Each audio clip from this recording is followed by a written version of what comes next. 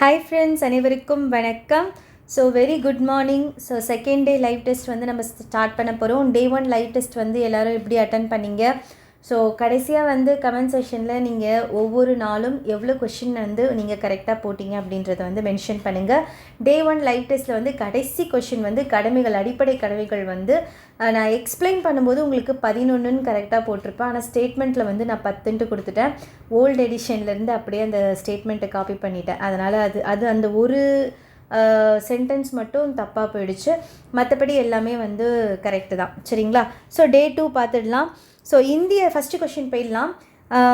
இந்திய அரசியலமைப்பு உருவாக்கம் பற்றிய தவறான கூற்று. ஓகேங்களா? என்ன கேட்டிருக்காங்க? தவறான கூற்று. ஸோ மொத்தம் 4 ஸ்டேட்மெண்ட் நான் கொடுத்துருக்கேன். சரிங்களா? இந்த 4 ஸ்டேட்மெண்ட்லேருந்து எந்த ஸ்டேட்மெண்ட் வந்து தவறு அப்படின்றத வந்து நீங்கள் சொல்லணும்.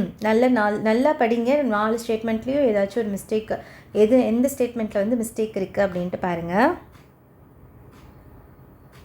Very good morning. Good morning. வாங்க வாங்க வாங்க, லைவ் டெஸ்ட் அட்டன் பண்ணுங்கள். ஓகே, சரி. So the answer is option C. எல்லோரும் கரெக்டாக சொல்லியிருக்கீங்க. 2 மற்றும் 3, அதாவது ஸ்டேட்மெண்ட் 2, 3 வந்து தப்பு, 1, 4 வந்து கரெக்டு. ஓகேங்களா? ஸோ 1 பாருங்கள். 1946ஆம் ஆண்டு அமைச்சரவை தூதுக்குழு திட்டத்தின் கீழ் உருவாக்கப்பட்ட இந்திய அரசியல் நிர்ணய சபையால் இந்திய அரசியலமைப்பு உருவாக்கப்பட்டது. இது கரெக்டு. அதே மாதிரி இச்சபையின் தற்காலிக தலைவராக வந்து யார் இருந்தாங்கன்னா சச்சிதானந்த சின்ஹா அவர்கள். இதுவும் கரெக்டு. ஸோ 1, 4 ஸ்டேட்மெண்ட் கரெக்டு, 2, 3 தப்பு. 2, 3ல் பாருங்கள். இச்சபையில் 291 மாகாண பிரதிநிதிகள் அப்படின்னு போட்டிருக்காங்க. ஸோ இது தப்பு போட்டிருக்கேன். 292. சரிங்களா? அதே மாதிரி இங்கே வந்து 93 சுதேச அரசுகளின் நியமன உறுப்பினர்கள். மாகாண முதன்மை ஆணையர்கள் சார்பில் வந்து மொத்தம் 3 பேர், பலுசிஸ்தான் சார்பில் மொத்தம் 1. ஆக மொத்தம் எத்தனை உறுப்பினர்கள் வந்து இதில் இருந்தாங்க அப்படின்னா 389 உறுப்பினர்கள் வந்து இருந்தாங்க. இதான் இதனுடைய விளக்கம், இந்த கொஷினுடைய விளக்கம். ஸோ இந்த பாக்ஸ் இன்ஃபர்மேஷன். ஓகேங்களா? ஸோ இதுதான் இந்த box information. Okay okay, second question போயிடலாமா? செகண்ட் கொஷின் பாருங்கள். ஓகே, தவறாக பொருந்தியுள்ள இணையை தேர்ந்தெடு. ஸோ ஏபிசிடி அப்படின்ட்டு 4 கொடுத்துருக்கேன். சரிங்களா? இதில் ரிட்ஸ், ஓகேங்களா, தமிழில் வந்து நீதி பேராணை அப்படின்ட்டு சொல்லுவாங்க. மொத்தம் 5 ரிட்ஸ் வந்து நமக்கு இருக்கும். இதில் வந்து உங்களுக்கு 4 ரிட்ஸ் கொடுத்துருக்கேன். ஸோ இதில் ஒரு ஸ்டேட்மெண்ட் மட்டும் தவறாக இணை வந்து பொருந்திருக்கு. ஸோ அது என்ன அப்படின்ட்டு கரெக்டாக ஆப்ஷன் சொல்லுங்கோ.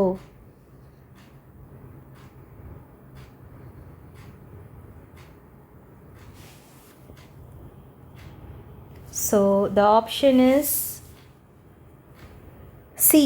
ஆப்ஷன் சி தான் வந்து தப்பாக பொருந்திருக்கு. ஓகேங்களா? அது என்னன்னு பார்க்கலாம். அதுக்கு முன்னாடி ஏபிடி பார்த்துடலாம். ஆட்கொணர்வு நீதி பேராணை, ஹேபஸ் கார்பஸ் அப்படின்னு சொல்லுவாங்க. சட்டத்திற்கு புறம்பாக ஒருவர் கைது செய்யப்படுவதிலிருந்து இது பாதுகாக்கிறது. நெக்ஸ்ட்டு கட்டளையுறுத்தும் நீதி பேராணை, மண்டாமஸ் அப்படின்வாங்க. மனுதாரர் சட்ட உதவியுடன் தனது மனு தொடர்பான பணியினை சம்பந்தப்பட்ட துறையிலிருந்து நிறைவேற்றி கொள்ள முடியும். இது வந்து கட்டளையுறுத்தும் பேராணை.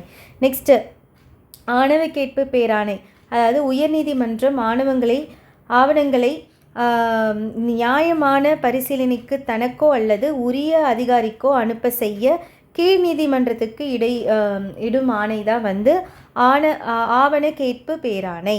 ஓகேங்களா? ஸோ இது வந்து இங்கிலீஷில் வந்து செரிட்டாரி அப்படின்ட்டு சொல்லுவாங்க. சரிங்களா? அவ்வளோதான். ஸோ இதில் எது தப்பு அப்படின்ட்டு பார்த்தீங்கன்னா இதுதான், அதாவது தடையுறுத்தும் நீதி பேராணை, ப்ராஹிபிஷன் அப்படின்ட்டு சொல்லுவாங்க. இதுக்கு வந்து இது கிடையாது. இப்பேராணை சட்டத்திற்கு புறம்பாக தகாத முறையில் அரசு அலுவலகத்தை கைப்பற்றுவதை தடை செய்கிறது அப்படின்றது கொடுத்துருக்கோம். இது வந்து தப்பு. ஓகேங்களா? ஸோ இந்த எக்ஸ்பிளனேஷன், இப்பேராணை சட்டத்திற்கு புறம்பாக தகாத முறையில் அரசு அலுவலகத்தை கைப்பற்றுவதை தடை செய்கிறது. இது வந்து எதுக்கு வரும் அப்படின்னு பார்த்தீங்கன்னா தகுதி முறை வினவும் நீதி பேராணை அப்படின்ட்டு சொல்லுவாங்க. இங்கிலீஷில் வந்து குவா வாரண்டோ அப்படின்ட்டு சொல்லுவாங்க. ஓகேங்களா? அதுக்கு தான் இது வரும். ப்ராஹிபிஷனுக்கு என்ன வரும் அப்படின்னு பார்க்கலாம். ப்ராஹிபிஷனுக்கு வந்து ஒரு கீழ் நீதிமன்றம் தனது சட்ட எல்லையை தாண்டி செயல்படுவதை தடுக்கிறது. இதுதான் வந்து ப்ராஹிபிஷன், தடையுறுத்தும் நீதி பேராணை. ஸோ இந்த 5 ரிட்ஸுமே வந்து ரொம்ப ரொம்ப நீதி பேராணை வந்து ரொம்ப ரொம்ப இம்பார்ட்டண்ட்டு. எப்படி வேணாலும் கேட்கலாம் உங்களுக்கு. மேட்ச் த ஃபாலோயிங்கில் கேட்கலாம், தவறான இணை எது அப்படின்ட்டு கேட்கலாம், இல்லை ஸ்டேட்மெண்ட்டாக கேட்கலாம். ஸோ ரொம்ப ரொம்ப இம்பார்ட்டண்ட் இது. சரிங்களா? ஓகே, தேர்ட் கொஷின் போயிடலாம். தேர்ட் கொஷின் பாருங்கள். கீழே கொடுக்கப்பட்டுள்ள வாக்கியங்களில் எது எவை சரியானவை கேட்டிருக்கேன். மொத்தம் 4 கொடுத்துட்டு எது சரியானவை அப்படின்ட்டு கேட்டிருக்கேன்.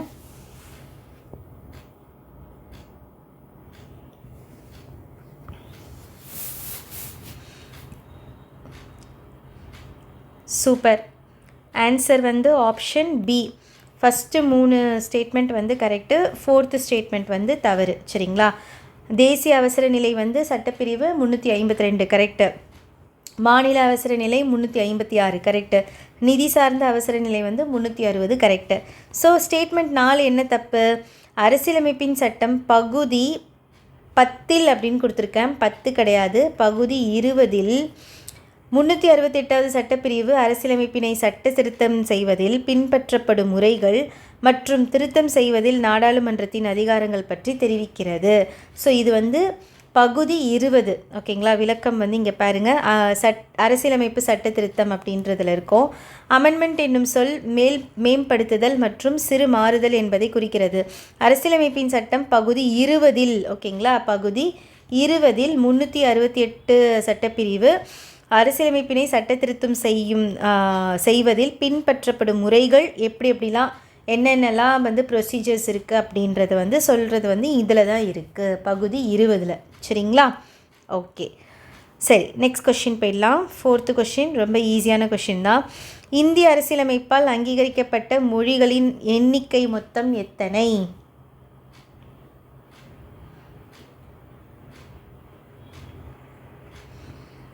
சூப்பர். ஆன்சர் வந்து ஆப்ஷன் சி. 22 மொழிகள் வந்து அங்கீகரிக்கப்பட்ட மொழிகள். ஓகேங்களா? ஸோ அங்கே பாருங்கள், அலுவல மொழிகள் அப்படின்ற ஒரு டாபிக் கீழே இருக்கும். அரசியலமைப்பு சட்டப்பகுதி பகுதி 17. ஓகேங்களா? 17 343 351 வரையுள்ள சட்டப்பிரிவுகள் அலுவலக மொழிகள் பற்றி விவரிக்கின்றன.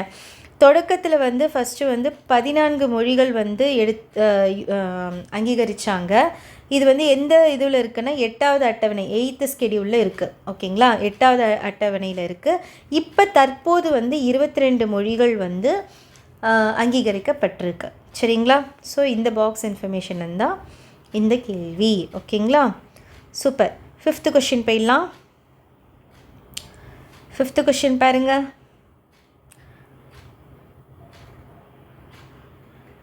செம்மொழி. உங்களுக்கு ஒரு பாக்ஸ் இருக்கும். ஓகேங்களா? அந்த பாக்ஸ் வந்து ரொம்ப ரொம்ப இம்பார்ட்டன்ட். செம்மொழி பற்றின அந்த இன்ஃபர்மேஷன் இருக்கும். ஸோ அதுதான் வந்து உங்களுக்கு மேட்ச் த ஃபாலோயிங்கில் கேட்டிருக்கேன்.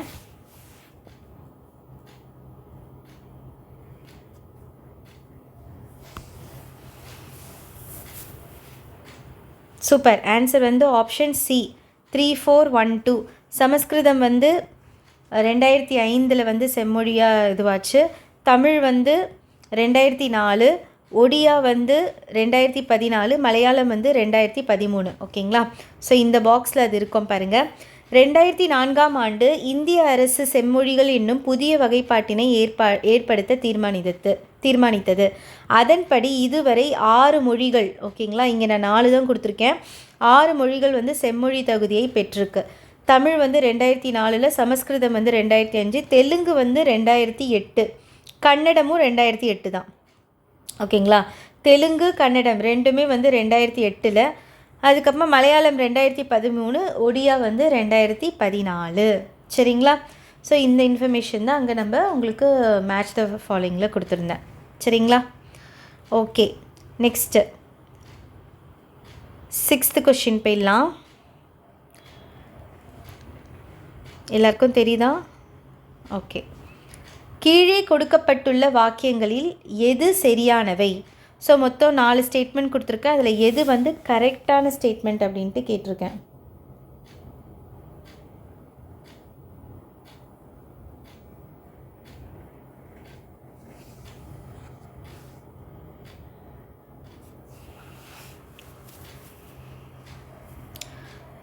சூப்பர். ஸோ ஆப்ஷன் பி ஓகேங்களா, அதாவது ஆப்ஷன் பின்றது வந்து ஸ்டேட்மெண்ட் 3, 4 மட்டும்தான் சரியானது. 1, 2 தவறு. 3, 4 என்னன்னு பார்த்துடலாம். முகவுரை அரசியலமைப்பின் திறவுகோல் என குறிப்பிடப்படுகிறது. கரெக்டு.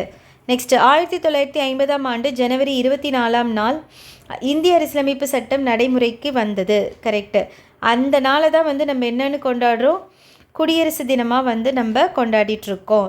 ஸோ இந்த 2 ஸ்டேட்மெண்ட்டும் சரியானது ஓகேங்களா. ஏன்னா சரியான ஸ்டேட்மெண்ட் தான் கேட்டிருக்கேன், ஏன்னா 2 ஸ்டேட்மெண்ட் சரி. எது தவறு? 1, 2 தவறு. ஏன் தவறு? இந்திய அரசியலமைப்பு சட்டம் பகுதி 11ன்னு கொடுத்துருக்கேன், இது தப்பு. பகுதி 12 ஓகேங்களா. சட்டப்பிரிவு 268 293 வரை உள்ள பிரிவுகள் நடுவண் மாநில அரசுகளின் நிதி சார்ந்த உறவுகளை பற்றி விளக்குகிறது. மற்றதெல்லாம் கரெக்டு. இந்த பகுதி 12ன்னு வரும் சரிங்களா. அதே மாதிரி இங்கே பாருங்கள், 1976ஆம் ஆண்டு மேற்கொள்ளப்பட்ட 42வது அரசியலமைப்பு சட்ட திருத்தம் மாநில பட்டியலிருந்து 6 துறைகளை பொதுப்பட்டியலுக்கு மாற்றியதுன்னு கொடுத்துருக்கேன். 6 துறைகள் இல்லை, 5 துறைகளை தான் வந்து மாநில பட்டியலிருந்து பொதுப்பட்டியலுக்கு மாற்றினாங்க.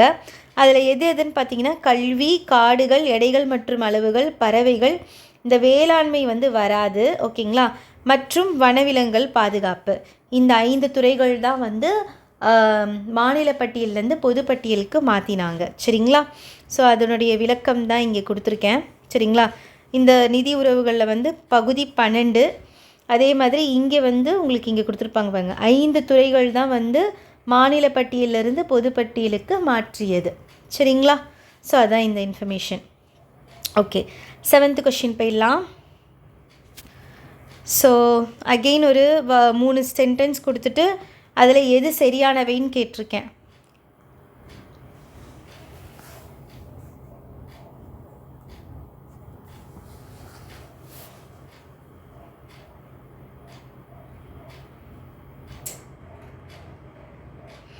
சூப்பர். ஆப்ஷன் சி, அதாவது 3rd ஸ்டேட்மெண்ட் மட்டும்தான் சரி, மீதி 2ம் தவறு சரிங்களா.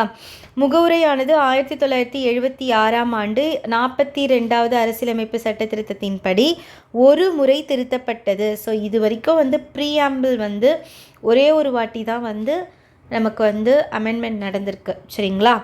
ஓகே, இந்த 2 ஸ்டேட்மெண்ட்டும் ஏன் தவறு அப்படின்னா, பிரிவு 29க்கு தான் வந்து இந்த சிறுபான்மையரின் எழுத்து, மொழி மற்றும் கலாச்சார பாதுகாப்பு வரும். பிரிவு 30 வந்து ஆர்டிக்கல் 30 வந்து சிறுபான்மையரின் கல்வி நிறுவனங்களை நிர்வகிக்கும் உரிமை வந்து அப்படியே மாற்றி நான் கொடுத்துருக்கேன் சரிங்களா. அதான் இது வந்து கல்வி கலாச்சார உரிமையின் கீழ் வந்து இது வரும் ஓகேங்களா. பிரிவு 29ம் பிரிவு 30ம் சரிங்களா மாற்றி கொடுத்துருக்கேன். ஸோ அப்போ கரெக்டாக படிக்கணும், எதுக்கு எது வரும். எழுத்து மொழி அப்படின்னாலே 29, 30 வந்து கல்வி நிறுவனங்கள் ஓகேங்களா, அது வந்து 30. ஓகே, ஸோ கரெக்டாக படிச்சுக்கோங்க. 8th கொஷின் போயிடலாம். 8th கொஷினில் பாருங்கள், இந்திய அரசியலமைப்பு சட்டத்தின் சிறப்பு கூறுகள் அல்லாதது எது? ஸோ உங்களுக்கு ஒரு ஒரு 8 பாயிண்ட்ஸ் கிட்ட கொடுத்துருப்பாங்க ஓகேங்களா, சிறப்பு கூறுகள் அப்படின்ட்டு. அதில் அல்லாதது எது அப்படின்ட்டு கேட்டிருக்கேன். ஸோ நல்லா பார்த்துட்டு எந்த ஸ்டேட்மெண்ட் வந்து தவறுன்னு சொல்லுங்கள்.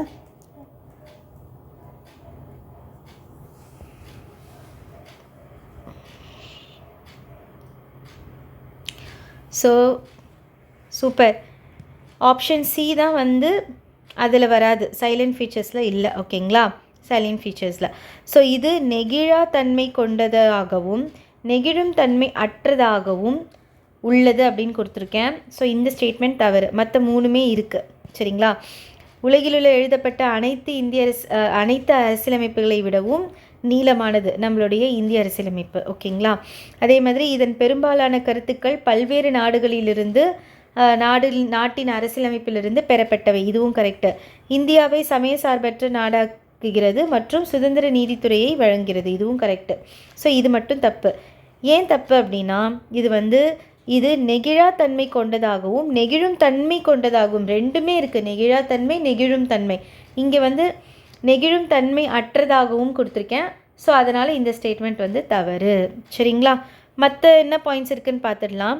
கூட்டாட்சி முறை அரசாங்கத்தை ஏற்படுத்துகிறது நடுவண் அரசு மாநில அரசுகள் கூட்டாட்சி முறையை. ஓகேங்களா. அதே மாதிரி உலகளாவிய வயது வந்தோர் வாக்குரிமையை அறிமுகப்படுத்தியதோடு 18 வயது நிரம்பிய குடிமக்கள் அனைவரும் எந்தவித பாகுபாடின்றி வாக்குரிமை வழங்குகிறது. இது எல்லாமே வந்து இந்திய அரசியலமைப்பின் சட்டத்தின் சிறப்பு கூறுகள். ஓகேங்களா. Okay, next 9th question. மொத்தம் 4 ஸ்டேட்மெண்ட்டு, அதில் எது தவறாக குறிப்பிட்டிருக்கு அப்படின்ட்டு கண்டுபிடிக்கணும். ஓகேங்களா.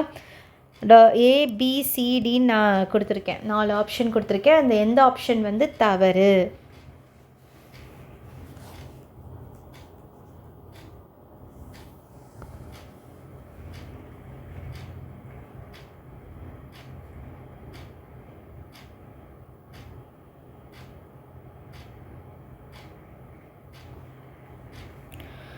So super. ஆன்சர் வந்து ஆப்ஷன் டி. இந்த 4வது ஸ்டேட்மெண்ட் மட்டும்தான் தவறு, மற்ற 3 ஸ்டேட்மெண்ட்டுமே சரி. அதாவது டாக்டர் ராஜேந்திர பிரசாத் இந்திய அரசு நிர்ணய சபையின் தலைவராகவும் HG முகர்ஜி மற்றும் VT கிருஷ்ணமாச்சாரி இருவரும் துணைத் தலைவராகவும் தேர்ந்தெடுக்கப்பட்டனர். கரெக்டு. இக்கூட்டத்தொடர் 11 அமர்வுகளாக 166 நாட்கள் நடைபெற்றது. இக்கூட்டத்தின் போது 2473 திருத்தங்கள் முன்வைக்கப்பட்டன. இந்த ஸ்டேட்மெண்ட்டும் கரெக்டு. இந்திய அரசியலமைப்பு சட்ட வரைவு குழு தலைவர் வந்து டாக்டர் BR அம்பேத்கர் தலைமையின் கீழ் இந்திய அரசியலமைப்பு சட்டம் உருவாக்கப்பட்டது. அதனால தான் அவருக்கு வந்து இந்திய அரசியலமைப்பின் தந்தை அப்படின்ட்டு அறியப்படுகிறார் அப்படின்னு சொல்கிறாங்க. இந்த ஸ்டேட்மெண்ட் அப்போ 3 ஸ்டேட்மெண்ட்டும் கரெக்டு. 4th ஸ்டேட்மெண்ட் என்ன தவறு? நடுவண் மாநில அரசுகளின் உறவினை விசாரிக்க 1983ஆம் ஆண்டு ராஜமன்னார் குழு அப்படின்ட்டு போட்டிருக்கு. இங்கே ராஜமன்னார் குழுக்கு இங்கே வேலையே இல்லை. இங்கே யாருன்னா சர்க்காரியார் குழு தான் வந்து நியமித்தாங்க. சரிங்களா. ஸோ அதுதான் வந்து இங்கே எக்ஸ்பிளைன் பண்ணியிருப்பேன். நடுவண் மாநில அரசுகளின் உறவினை விசாரிக்க மறைந்த முன்னாள் பிரதமர் திருமதி இந்திரா காந்தி அவர்கள் 1983ஆம் ஆண்டு சர்க்காரிய குழுவினை நியமித்தார். அக்குழு வந்து என்ன பண்ணுச்சுன்னா 247 பரிந்துரைகள் வந்து கொடுத்துச்சு. அதில் 180 பரிந்துரைகள் வந்து நடுவண் அரசு வந்து அக்செப்ட் பண்ணிக்கிச்சு. ஓகேங்களா. அக்செப்ட் பண்ணி செயல்படுத்துச்சு. அதே மாதிரி 1969 நடுவண் அரசுகளின் உறவுகள் குறித்து முழுவதும் ஆராய தமிழக அரசு நியமித்த குழு தான் வந்து ராஜமன்னார் குழு. ஓகேங்களா. 1969. ஓகேங்களா. Okay, fine. ஸோ கடைசி கொஷின். ஓகே, இந்த நாளுடைய கடைசி கொஷின். 4 ஸ்டேட்மெண்ட், அது அகெயின் 4 ஆப்ஷன் கொடுத்துருக்கேன். அதில் தவறான கூற்று வந்து எதுன்னு கண்டுபிடிங்க.